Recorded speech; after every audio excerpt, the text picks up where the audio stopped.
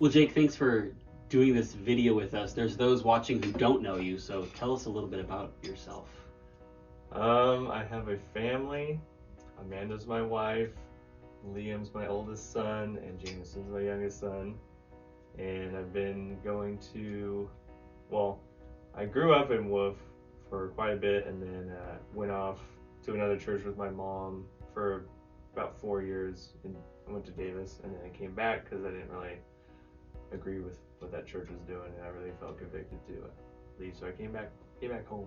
I'm glad to have you here too. Came back home. Yeah. I don't know much about your story before you were a Christian, so tell us a little bit about that. What was like life before you were a Christian or before you were following Jesus? Well, like in school? Sure. Well, high school, I went to the youth group here, and it was, you could say I was pretty involved, and I did the band and the trips and the mission stuff, and I did all the churchy things. But then, when I left high school, I started to be like, oh, I'm an adult now. I had the same group of friends, but I started doing what they were doing, and like the things that you would think that young people do at that age. So you were like involved in youth group and everything. Would you say that when you were involved in youth group and doing the band stuff and everything there, that you had given your life to Jesus? Well, you always have those moments when you're a kid and you're like, you go to the event and they work you up. This big spiritual high and everything. Oh, this is like the 4th time I got saved. And I was a kid. I didn't know any better than, oh, look, I feel good. Like, that's the Spirit.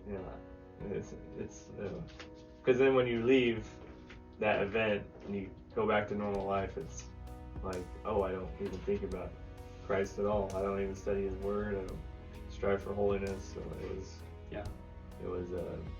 it was fun, I guess. Yeah. But it didn't follow through. It didn't permeate my whole life. Yeah. So things have changed in your life from where you were. You saw that you were doing the church scene before, and now you're like, I want to see Jesus permeate in every area of my life. Sin didn't really matter to me before, and now it matters a lot more to me. As you think about that transition, what would you say to someone who maybe feels like they're in the place that they're doing the whole church scene, but they don't really feel convicted outside of church? They know about the Bible, but it's not really connecting well with their heart, or God's not connecting well. They don't feel connected there. What would you say to them? I think something that stuck with me is,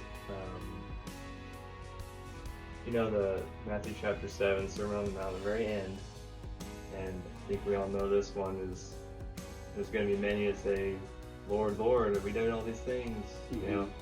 And He's going to be like, I never even knew you. You did, either they're lying or they did these, there's a whole bunch of ways you can look at that verse, but when it comes down to it, you were just playing along and your heart wasn't changed. You weren't born again. Yeah. And I think the whole born again thing was like, no, you actually have to be changed. It's not just, I know Jesus exists. Right. And so I think that was one of the big, it kind of scared me. Like, oh, what if I'm not actually born again? That's a real concern, right, for many. Yeah. So, and I think it's 1 John where it talks about you'll love the brethren, and talking about the love of the Father being inside of you. Yeah. And those kind of verses were becoming more like pointed at me, and it's like, oh, I don't really love things. God like that. Yeah. And so I think that whole aspect of, am I really saved? It's not just head knowledge. So I started to just read the Bible more. Yeah. Well, thanks for sharing your story and stuff and helping us learn a little bit more about you and how God's changed your life. Well, it was a pleasure. I am redeemed.